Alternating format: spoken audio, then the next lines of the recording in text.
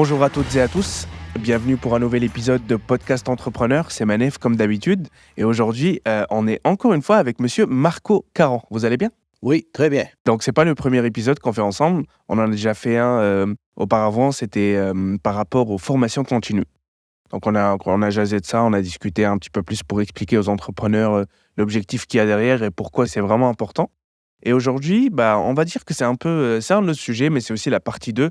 C'est on va essayer de décortiquer et de rentrer un petit peu plus à l'intérieur de ces formations continues-là, de les développer un petit peu et de voir toutes les opportunités qu'il y a derrière. Donc, dans le fond, vous, monsieur Marco, vous êtes avec la CESGM. Effectivement. Est-ce que vous pouvez nous juste brièvement nous donner quelques petites phrases par rapport à ce que vous faites et l'entreprise avec laquelle vous travaillez? Je suis directeur service aux entrepreneurs. Donc, comme le dit mon titre, je m'occupe des services aux entrepreneurs. J'ai des formateurs sous ma gouverne. Je monte des formations. Je donne des services techniques aux entrepreneurs. Des fois, ils ont des questions particulières sur des problèmes particuliers qu'ils ont sur des chantiers. Ils m'appellent, c'est quoi l'article du code qui se réfère à ça? Qu'est-ce que ça dit? Y a-t-il quelque chose qui se dit? As-tu une norme? Des fois, ils veulent avoir une norme, etc. Et j'ai parfois aussi des entrepreneurs qui m'appellent pour des questions particulièrement en lien avec la GCR, la garantie de construction résidentielle, qui est la garantie de maison neuve. J'ai travaillé longtemps là. Alors, je suis un peu habilité à répondre à leurs questions. Parfait. Donc, vous êtes vraiment la personne qui accompagne un peu les entrepreneurs, qui essaie d'identifier leurs besoins et de répondre à leurs besoins par la suite. Il y a une phase, il y a une petite partie d'expertise. Je pense que c'est la partie qui vous aide à identifier la meilleure formation pour cet entrepreneur-là. Parce que j'imagine quand les entrepreneurs viennent vous voir, ils ne savent pas au préalable qu'est-ce qu'ils veulent directement, peut-être. Effectivement. Là, quand on parle de formation continue, là, on lui donne les titres des formations et un petit résumé de c'est quoi qui est le contenu. C'est Mme Geneviève Mollonson qui s'occupe de ça, particulièrement au bureau. L'autre côté où on aide beaucoup les entrepreneurs, c'est que nous, on a beaucoup de clientèle qui étaient des travailleurs, des ouvriers qui désirent partir leur compagnie. OK. Alors, il faut savoir d'où ils partent. Qu'est-ce qu'ils connaissent, qu'est-ce qu'ils connaissent pas, parce qu'ils ont des examens à passer à l'RBQ. Et nous, notre but et notre objectif, c'est qu'ils réussissent leur examen. Alors, on les accompagne là-dedans. On fait une petite rencontre, on parle avec eux, savoir, en lecture de plan, t'es comment, le code du bâtiment, est-ce que tu en as déjà pris un dans tes mains? Parce qu'à l'examen, tu vas avoir un code du bâtiment avec des questions à fouiller dedans. C'est quand même une bonne bible, c'est quand même une bonne épaisseur. Il faut que tu saches comment fouiller dedans. Fait qu'on fait le tour de leurs compétences qu'ils ont, puis qu'est-ce qu'ils sont améliorés, puis on a des séminaires puis des formations ajustées à tout un chacun pour le but ultime qu'ils réussissent leur examen à l'RBQ pour avoir leur licence. C'est quand même nice, vous les accompagnez pour avoir leur RBQ, c'est incroyable. Ça, c'est considéré comme une formation continue ou c'est un autre style de... C'est pas une formation continue. La formation continue, c'est pour ceux qui ont déjà leur licence 1.2, 1.3. Et celle-là, c'est une formation un peu d'obtention d'RBQ, si je peux dire? Oui, c'est pour avoir leur licence à l'RBQ. En premier, tu commences avec les 3 examens pour avoir une licence spécialisée, avec lesquels viennent quelques sous-catégories que je ne connais pas tous par cœur. Et après ça, si tu veux aller plus là, tu peux faire être un peintre, tireur de joint, installateur de céramique. Et si tu désires aller plus loin, être entrepreneur général d'un petit bâtiment, c'est 1.2. Puis grand bâtiment de tout genre, c'est 1.3. Ça vient par après. Il y en a plein qui arrêtent juste à la première étape. Tout ce qu'ils veulent, c'est être leur propre employeur, avoir leur numéro d'RBQ, leur licence et être en règle. OK, parfait. Dans le fond, combien il y a de formations différentes? Si vous me donnez un chiffre, est-ce qu'on parle de 60, de 40, de plus, de... Pour les formations continues ou toutes les formations continues? Toutes les formations... Plus pour les formations continues. Les formations continues, je dirais qu'on a on a une vingtaine. OK, ça va, quand même. Je m'imaginais... Still counting, qui dirait en français. Là. J'en ai plein, ils sont sur le feu, là, que je monte à la vitesse que je peux aller. D'un côté, ça dépend du besoin de l'entrepreneur, comme je l'ai dit plusieurs fois, qui va choisir, bien sûr, la formation adaptée, mais c'est sûr qu'il y en a quelques-unes qui reviennent le plus. Exact. On y va dans la variété, parce que, tu sais, c'est pas tout un chacun qui a le goût de prendre les mêmes formations. On essaie d'avoir beaucoup de diversité. Puis présentement, on a une formation, comme je vous disais, que je suis en train de monter sur l'enveloppe du bâtiment. Elle est déjà très populaire avant même d'être disponible. Quand vous dites l'enveloppe, c'est tout ce qui est revêtement extérieur? Non, l'enveloppe du bâtiment, c'est de la peinture à l'intérieur du bâtiment jusqu'à l'extérieur du bâtiment. C'est la sandwich, la composition de la sandwich. L'isolant, le pare-vapeur, le pare-air, le pare-intempérie, le revêtement extérieur, les espaces d'air, OK. etc., etc. Les transferts de chaleur, les transferts d'humidité, qu'est-ce qui peut se produire si tel item est défectueux, la moisissure à l'intérieur de l'enveloppe, il y a un petit trou dans le mur, combien de litres Wow, OK. d'air. Tu sais, on est dans le technique, là, mais on reste quand même que c'est une formation continue. Il y en aurait pour des semaines à aller dans le détail juste sur l'enveloppe. Mettons, genre un architecte, peut-être qui suit un cours d'enveloppe, lui, il en a peut-être pour, je sais pas, moi, 120 heures ou 160 heures. Ouais. Nous, c'est un cours de 7 heures, fait qu'on va dans les highlights, les problèmes que j'ai le plus souvent rencontrés quand je faisais du chantier. Selon vous, les plus importants? Des boulonnais, des légendes urbaines, comme taper le pare-vapeur, comme j'ai déjà dit, des choses comme ça. Est-ce qu'il y a des certifications au niveau de vos formations? Est-ce qu'ils sont certifiés? Les formations continues, bien, Ouais. qu'est-ce que vous voulez dire, certifié? Ça veut dire, est-ce qu'ils sont approuvés par... Oui, on est obligé d'être approuvé par la RBQ. On soumet notre plan de cours à la RBQ, puis toutes les formations sont toutes autorisées par la RBQ, une par une. OK. Ben, dans le fond, je vous pose la question vraiment à titre informatif, mais le fait que si les entrepreneurs ne font pas la formation continue, ils ne peuvent ne plus avoir accès à leur RBQ, ça veut Exactement. dire que c'est Puis ils ne peuvent complémentaire. pas suivre n'importe quelle formation. Sur notre certificat de participation à la formation, il y a un numéro unique pour cette formation-là. Alors, c'est pas n'importe qui peut dire qu'il offre de la formation continue obligatoire. Il OK. faut qu'il soit autorisé par la RBQ, accrédité par la RBQ pour donner les formations obligatoires. Puis la RBQ donne un numéro par formation, OK. comme un billet de banque, c'est unique. Vous gérez combien d'entrepreneurs à la fois? Qu'est-ce que vous voulez dire, les gérer? Ça veut dire, est-ce que vous faites directement la formation déjà? Est-ce que vous vous déplacez ou bien vous faites la formation pour les entrepreneurs? On en fait à nos bureaux. On a 1, 2, 3, 4, on a 5 salles de cours de différentes grandeurs, parce que des fois, ils sont juste 10, des fois, ils sont 4.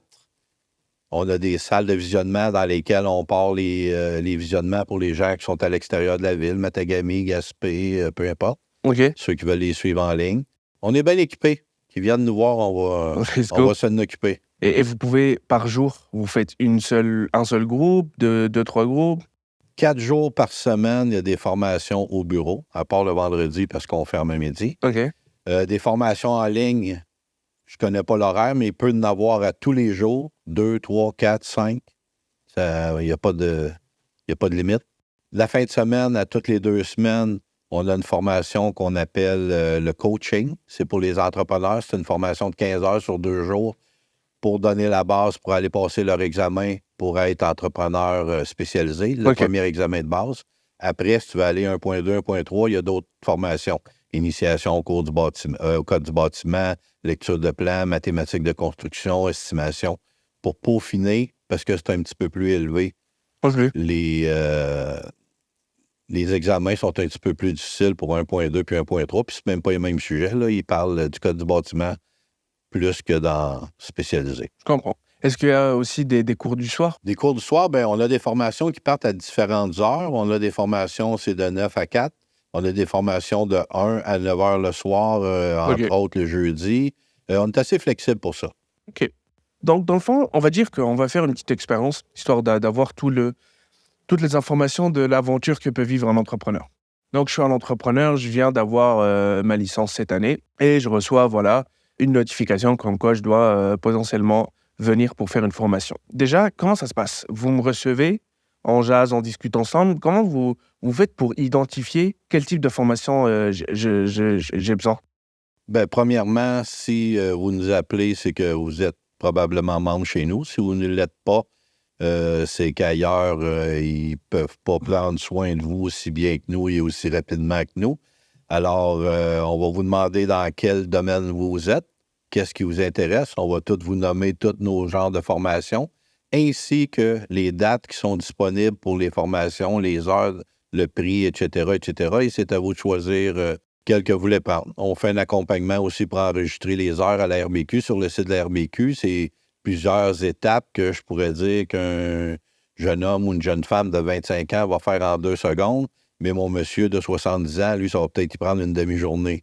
Alors, tu sais, il est moins habile avec Internet et les formulaires, alors... Si je comprends bien, c'est l'entrepreneur qui choisit vraiment ce qu'il veut comme formation. Lui, il a 16 heures à faire, il prend ce qu'il veut dans les 16 heures, dans les formations qu'on lui offre. Mais il n'y a pas un monde où la formation doit être, si elle est obligatoire. Oui. Ça veut dire qu'elle doit répondre à un besoin ou peut-être quelque chose qui manque à cet entrepreneur. Ça veut dire que c'est soit l'entrepreneur arrive vraiment à se dire « Ok, je prends du recul, c'est ça que je fais mal et je vais prendre cette formation qui m'aide à corriger ce que je fais de mal. » Mais quelqu'un qui n'a pas envie de faire la formation ou autre, si on lui laisse le choix de choisir ce qu'il veut, est-ce qu'il y a possibilité qu'il s'oriente vers la plus simple ou la plus facile ou la moins coûteuse ou celle qui prend le moins de temps, par exemple? Il y a 16 heures à faire. Alors, s'il prend une formation qui prend moins de temps, il va falloir qu'il en prenne plus, d'autres. Fait que pour le temps, il n'y a pas avantage à se déplacer au bureau 4 heures. Il essaye tout de venir pour 8 heures. Pour venir 2 fois 8 heures, puis c'est fini. Puis facile, pas facile, il n'y a pas de facile, pas facile. Il n'y a pas d'examen, il n'y a pas de résultat final à avoir. Il faut que tu sois présent du début à la fin. OK, donc il n'y a pas moyen de...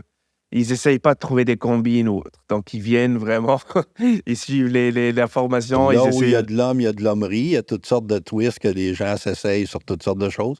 Mais on est bien à l'affût, puis on tient notre accréditation. Alors, il n'y a aucun passe-droit pour personne, pour rien. OK, nice.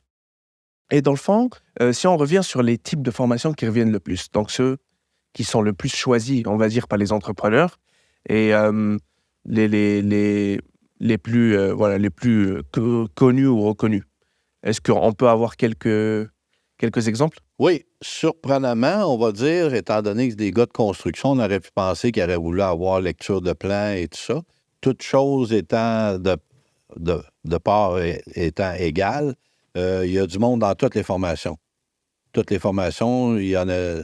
Tout le monde est intéressé à toutes les formations, mais ce que moi, je me suis aperçu, c'est que beaucoup de monde sont beaucoup intéressés par les affaires administratives. On dirait qu'ils sont moins comme un poisson dans l'eau avec ça, puis ont le goût, je pense, d'en apprendre plus avec ça. Exemple, améliorer la gestion financière d'une entreprise de construction, améliorer la gestion administrative d'une entreprise de construction. Avant, c'était financière, là, c'est administratif. Maîtriser les responsabilités et obligations d'un employeur en construction envers la CCQ, envers la CNSST. OK. Tu sais, c'est des papiers, c'est des règles, c'est autre chose que le code du bâtiment, mais l'entrepreneur a plein de règles dans plein de départements qu'il faut qu'il suive. C'est quelque chose. OK. Je pense que ces formations-là répondent à une problématique. C'est le détachement que les entrepreneurs... parce que la plupart des entrepreneurs, quand ils commencent à bâtir leur entreprise et que ça commence à prendre de l'ampleur, au début, ils sont toujours sur le terrain. Au début, ils gèrent les gars, ils font de la job, ils percent, ils vissent, ils font la peinture, ils font tout. Et après, il y a une certaine phase où les entrepreneurs, les boss commencent à se détacher un petit peu plus de la job sur le terrain et aller gérer quelque chose d'autre. Mais malheureusement, l'être humain est fait d'une manière qu'on ne peut pas à chaque fois exceller dans tout et être bon dans tout. Donc, si quelqu'un donne vraiment toute son énergie d'un côté, il ne peut pas aussi avoir toute son énergie de l'autre. Et il ne peut pas, par exemple, faire la job d'un côté et après rentrer et faire la paperasse, faire la comptabilité et gérer les problèmes avec les employés et vous trouver des solutions et je ne sais pas quoi et faire tout ce qui est admin, tout ce qui est de job de bureau. Donc, je pense que ce type de formation-là peuvent aider ce type d'entrepreneur à lâcher prise et à se détacher un peu de... Effectivement, d'autant plus pour les entrepreneurs qui débutent depuis pas très longtemps, parce que j'ai été employé dans le domaine de la construction et j'ai moi-même pensé comme ça et j'ai même vu plein de gens penser comme ça. Il n'y a rien là, être entrepreneur, moi je vais être entrepreneur moi aussi. Mais quand ils voient ce que ça implique, oh là là, quel réveil brutal, les papiers, les soumissions, tu sais, c'est une job 24 sur 24, 7 jours par semaine, être entrepreneur. Là. Moi, personnellement, pour moi, c'est pas pour moi. Il faut que tu sois fait pour ça. Mais il y en a plein que c'est tout ce qu'ils voient de leur patron, le gros pick-up avec la grosse fifth wheel, puis le condo en Floride, tout ça, ouais, mais il a travaillé 24 heures par jour, 7 jours par semaine. Bien, quand je travaillais, c'est peut-être pas physiquement, mais il a toujours sa business dans la tête, même quand il est chez lui. Puis pendant des années, pour avoir tout ça. Tu sais, la pire erreur qu'il y en a qui font, là, c'est que quand ils partent la première journée, ils vont s'acheter un gros pick-up, la grosse équipement neuf, la grosse ci, la grosse ça, pour shiner en premier. Ça, des fois, ça peut être un problème, tu sais. Fait que l'administration d'une gestion financière puis améliorer la gestion administrative peut les aider dans ce sens-là. Il leur expliquer aussi les responsabilités, les formulaires, la CCQ, qu'est-ce que ça fait si tu respectes pas déclarer les heures des gars, etc., etc. Il y a beaucoup, beaucoup, beaucoup, beaucoup, beaucoup de facettes qui peuvent pas s'attendre quand tu es juste employé. C'est pas ton boss qui s'est assis au break avec toi pour tout t'expliquer, tous les papiers, toutes les affaires. Bien souvent, il ne sait pas tout. Il y a madame qui est fait, ou la réceptionniste, ou l'adjointe administrative, ou son partner. Souvent, ce qu'on voit, c'est des compagnies de construction avec un manuel, entre guillemets. Lui, il est sur le chantier, il run les jobs, les employés, les sous-traitants. Puis l'autre, lui, il court les contrats, il fait les soumissions, les paiements, etc., le PR, les contacts, etc. Ça, c'est le match parfait, en autant que les gars s'entendent ensemble comme il faut, là. OK. Est-ce que vous avez déjà eu des cas où les entrepreneurs abandonnent? Ah, il y en a à tous les jours qui abandonnent. Ils laissent tomber tous leurs projets Il y en juste a qui abandonnent pour la diverses raisons, tu sais, complexité. la retraite ou incapable de gérer ça, c'est trop. Tu sais, il y en a des fois, peut-être avant de briser la famille, ils vont lâcher ça. Il y a toutes sortes de raisons là, pour lesquelles les entrepreneurs se lancent, puis il y a toutes sortes de raisons pour lesquelles ils laissent aussi. Ouais, j'imagine. Mais comme vous venez d'un peu parler de ça, c'est quoi les défis que rencontrent le plus les entrepreneurs? C'est quoi vraiment les gros défis qu'ils ont en commun, par exemple, ou qui reviennent le plus? Les défis qu'ils ont en commun, je dirais, aujourd'hui, la pénurie de main-d'œuvre. OK. Ça, c'est universel ici, en tout cas au Québec, là, de nos entrepreneurs qu'on connaît, là, c'est fou. C'est un roulement incroyable. Quand t'en as, il va-tu être là demain, mon ami? Il sera peut-être pas là. Je sais pas comment ils font gérer ça, là, mais c'est fou. Est-ce qu'il y a une formation qui répond à ça? Une formation pour attacher les gars pour pas qu'ils changent de compagnie? Ou... Non, mais vraiment, ça peut être par rapport à, comment on dit, mais... la gestion du personnel, puis etc. Mais Exact. Le domaine de la construction, c'est un domaine particulier parce que quand tu es dans des chantiers assujettis, ben tu as déjà des salaires préétablis. Tu peux pas dire je vais te donner 4 piastres de l'heure, va pas travailler pour l'autre, là. C'est tout préétabli déjà. Tu sais, t'es passible d'amende si tu trouves une façon que je connais pas. Je sais même pas s'il y en a, là, je devrais pas dire si tu trouves une façon. T'as pas moyen de dire toi, t'es meilleur que l'autre, je vais te donner plus. Je veux pas que tu t'en ailles, combien qu'ils te donnent, je vais te donner plus. C'est tout le monde a le même salaire. C'est ça. Là, c'est pourquoi il y en a qui changent de place, mais il manque carrément, au final, au total, à la ligne d'en bas, comme disent les comptables, il en manque. Il manque des gens à plein. OK. Donc, mais dans le fond, vous, de votre côté, vous pouvez les informer un petit peu plus et les recadrer par rapport à ça, leur expliquer l'importance de ça et l'importance, comme vous l'avez dit tantôt, de fidéliser les employés pour pouvoir les garder dans l'entreprise. C'est sûr qu'on n'est pas une entreprise de RH, mais oui, on en parle durant certaines de nos formations, oui. OK. Quel autre type de formation qui sort un Quel peu autre de... type de formation qu'on a? Les processus d'addenda, perfectionnement au Code de construction du Québec. C'est pas la formation initiale quand tu veux avoir ta licence qu'on donne pour l'obtention de la licence. C'est un perfectionnement. Alors, on pousse un petit peu plus loin. On peut parler de combustible, d'incombustible. OK. La partie 3, santé et sécurité du Code du bâtiment, qui est beaucoup plus compliqué que la partie 9. Fait qu'on va un petit peu plus loin avec ça, dans ça. OK. CNSST, gestion de cotisation, expertise en structure de maçonnerie, approfondir l'expertise en structure de bois, hypothèque légale, on a même ces hypothèques légales. Les entrepreneurs, là, c'est curieux de comprendre.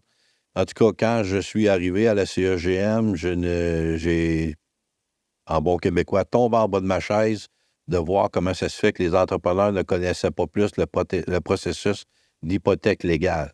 Je vous invite, messieurs, mesdames, je le dis là, en gros caractère 36, informez-vous sur le processus d'hypothèque légale. C'est une paye garantie pour le chantier que vous faites. OK. Mais il y a des paramètres à suivre, il faut qu'ils soient suivis à la lettre, à la virgule et au point. Bien vu pour le petit tips. Conseil du jour. Voilà, conseil du jour, j'ai été comme ça. Dans le fond, par rapport à tout ça, comment vous voyez l'évolution de... Je sais que lors lors du sujet qu'on a abordé le podcast d'avant.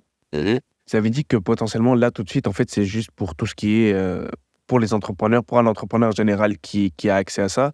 Mais dans le futur, ça peut aussi être disponible pour potentiellement ceux qui Les sont entrepreneurs spécialisés. ouais. Ouais. Voilà, dans un domaine spécifique. Si vous pouvez aussi développer ça, mais est-ce que vous avez aussi une autre vision de ce que l'avenir Non, propose pour ça? moi, ma vision, c'est que j'ai besoin, moi, de me tenir à jour. J'ai besoin, moi, de formation. Alors, ce qui est bon pour Pitou est bon pour Minou. Si tu as une licence 1.2, 1.3, puis tu as besoin, selon la RBQ, de formation continue, pourquoi en serait-il d'une autre façon différente pour les entrepreneurs spécialisés? Peut-être que ce sera d'autres formations, mais entrepreneur spécialisé ou entrepreneur général, la gestion administrative, la gestion CNSST, ça, c'est tout pareil. Par contre, les formations techniques, là, quand ça va être ça, va peut-être falloir se spécialiser plus. Structure de maçonnerie, on en a un, mais admettons, une formation, vous parliez tantôt de la sous-catégorie 2.4 pour les champs d'épuration, fosse septique, tout ça. J'ai mis ça sur la glace pour le moment parce que j'ai d'autres chaudrons qui sont sur le feu, mais on va monter une formation là-dessus. Ça, c'est archi spécialisé. On va en monter une pour la 15.9, la 15.10 pour la réfrigération. Okay. C'est archi spécialisé aussi, mais de côté présentement, parce qu'on est dans les généraux, aux entrepreneurs généraux présentement. Mais quand j'ai déjà plein de sujets à côté pour monter des formations plus spécifiques pour le jour où ça va arriver, parce que je pense que ça va arriver.